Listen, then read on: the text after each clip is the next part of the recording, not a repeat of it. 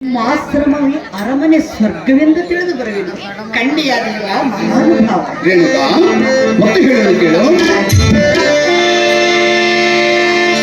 ನೀನು ಬಯಸಬೇಡ ರೇಣುಕಾ, ಎಲ್ಲಿಂದ ಕಾಣಲಾರೆ ಯಾವ ಸುಖ. ರೇಣುಕಾ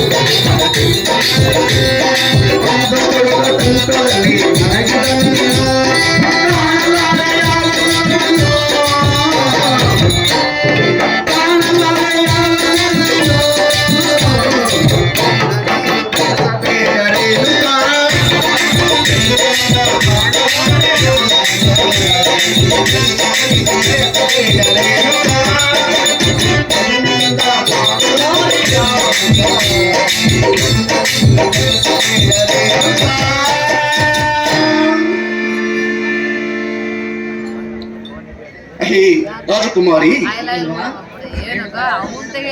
ರೇಣುಕರಾಜನ ಸುತೆ ಪರಮ ಪುಣ್ಯತೆ. ಯಾವ ಸಮಯದಲ್ಲಿ ಏನು ನಡೆಯುವುದು ಯಾರಿಗೂ ತಿಳಿಯಲಾಗದು. ಹೌದಲ್ಲವೇ? ನಮಗೆ ಕಂಕಣ ಬಲ ಕೂಡಿ ಬಂದರೆ ಮಾಂಗಲ್ಯ ಧರಿಸಿ ಅಕ್ಷತೆ ಹಾಕಲು ತಂದೆ ತಾಯಿಯರು ತಡೆಯಲಾಗದು. ದೈವದ ನಿನ್ನನ್ನು ತಪ್ಪಿಸಲಾಗುವುದು. ಹೌದಲ್ಲವೇ? ರೇಣುಕಾ, ನಿನ್ನ ಬಾಳಿನ ರೀತಿ ಆಲೋಚನೆ ಅದು ಯಾಕೆಂದರೆ ನೀನು ಮಹಾರಾಜನ ಮಗಳು ಅರಸತ್ತಿಯ ಗದ್ದುಗೆ ಮೇಲೆ ಮೆರೆಯುವುದು. ಈ ಬಡ ಸನ್ಯಾಸಿ ಹೋಲಿಸಿ ಯಾತಕ್ಕೆ ಅರಳವಚ್ಚಿ ಎನ್ನನ್ನು ಬಯಸಿ ನೀನು ಏನು ಸುಖ ಪಡೆಯುವುದು ರೇಣುಕಾ? ತಿಳಿದು ಮುಂದಿನ ವಿಚಾರ.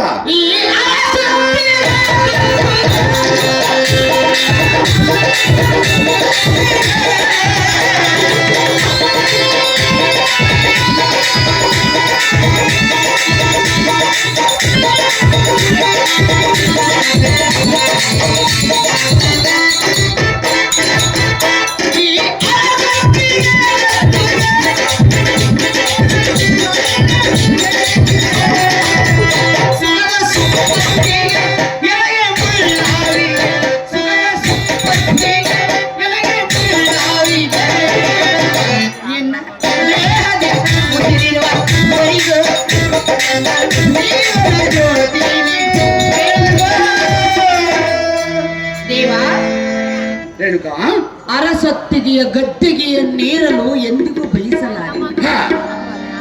ನಿಮ್ಮ ಆಶ್ರಮವೇ ಅರಮನೆ ಎಂದು ತಿಳಿದು ನಿಮ್ಮ ಹಿಂದೆ ಬರುವೆನು. ಕಂಡೆಯ ದೇವ ಮಹಾನುಭಾವ. ರೇಣುಕಾ ಮತ್ತೆ ಹೇಳಬೇಕಿಲ್ಲ. ಚೆನ್ನಾಗಿ ಹೇಳು.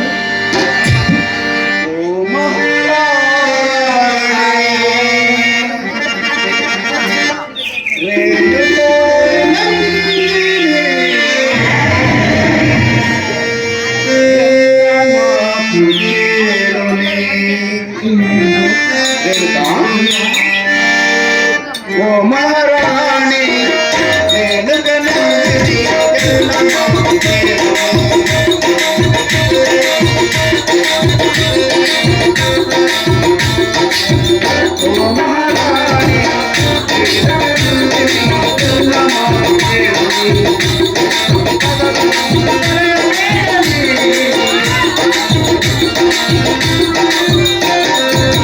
ಸಿರಿ ಸಂಪದವನ್ನ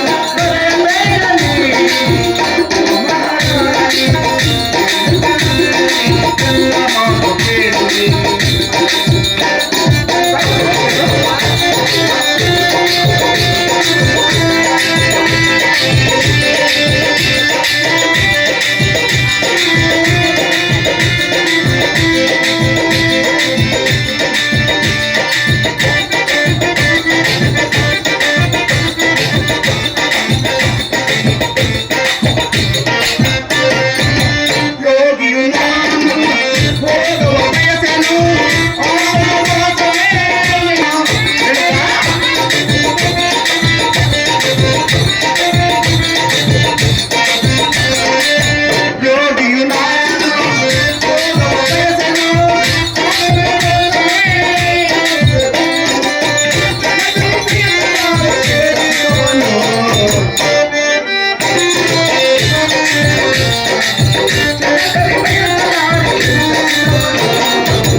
ಓ ಮಹಾರಾಜ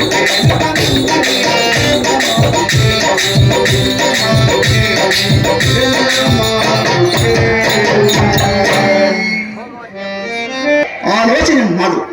ನೀನು ನಿನ್ನ ತಂದೆಯನ್ನು ಕಂಡು ನಿನ್ನ ಕಾರ್ಯ ನಿರ್ಧಾರ ಮಾಡಲು ಹೇಳುತ್ತಾ ಆಗ ಮಾತ್ರ ನಿನ್ನ ಮನದಾಸ ಸಾರ್ಥಕ. ಹೇ ಮುನಿವರ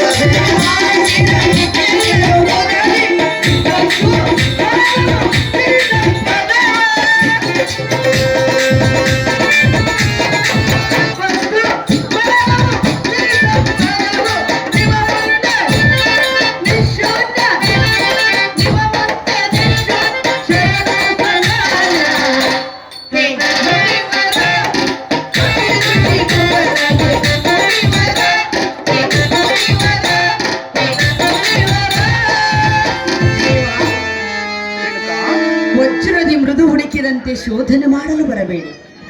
ತಂದೆ ತಾಯಿ ಬಂಧು ಬಳಗ ಸಿರಿ ಸಂಪತ್ತೆಲ್ಲವನ್ನು ಮರೆತು ಹಿಂದೆ ಬರಲು ಸಿದ್ಧಳಾಗಿರುವಳು ರೇಣುಕ. ಖಂಡಿಯ ದೇವ ಮಹಾನುಭಾವ. ರೇಣುಕಾ ಮತ್ತೆ ಹೇಳುವಲ್ಲಿ ಕೇಳು. ಹಾಗೆ ಹೇಳಿದ್ರು.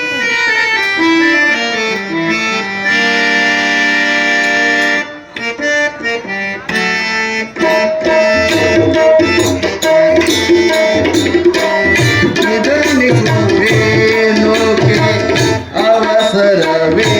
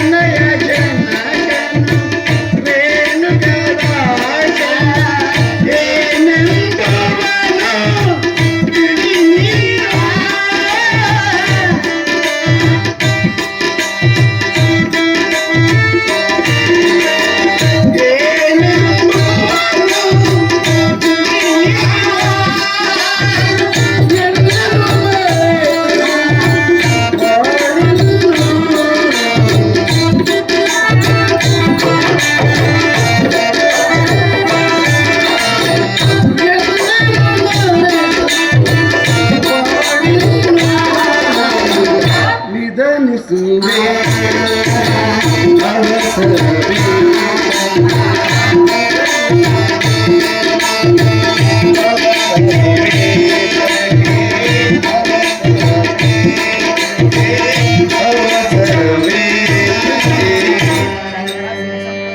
ರೇಣುಕಾ, ದೇವಾ, ಈ ಸಂಪತ್ತು ತರೆದು ನನ್ನ ಹಿಂದೆ ಬರುವ ಮಾತು ಸರಿಯಲ್ಲ. ಯಾತಕ್ಕೆ ಸರಿಯಿಲ್ಲ? ಅದು ಯಾತಕ್ಕೆಂದರೆ ಯಾತಕ್ಕೆ ದೇವ? ನಿನ್ನ ತಂದೆ ತಾಯಿ ಬಂಧು ಬಳಗ ಗುರು ಹಿರಿಯರಿಗೆ ಇದು ವಿರುದ್ಧವಾಗಬಹುದು. ಹೌದೇ? ಎಷ್ಟಾದರೂ ನಿನ್ನ ಆಲೋಚನೆ ಮಾಡು. ನಿನ್ನ ದುಡುಕೋಲಿಂದ ಮುಂಬಾರಿ ಆಗಬಹುದು ಕೆಡಕು. ಆದ ಕಾರಣ ನಿನ್ನ ಮಾತಾಪಿತರ ಆಶೀರ್ವಾದ ಪಡೆದು ಮುಂದಿನ ಕಾರ್ಯ ನಿರ್ಧಾರ ಮಾಡು ರೇಣುಕಾ. ಆಗ ಮಾತ್ರ ನಿನ್ನ ಮನಸ್ಸಾದ ಸಾರ್ಥಕ. ನಿನ್ನ ಇಷ್ಟದಂತಾಗ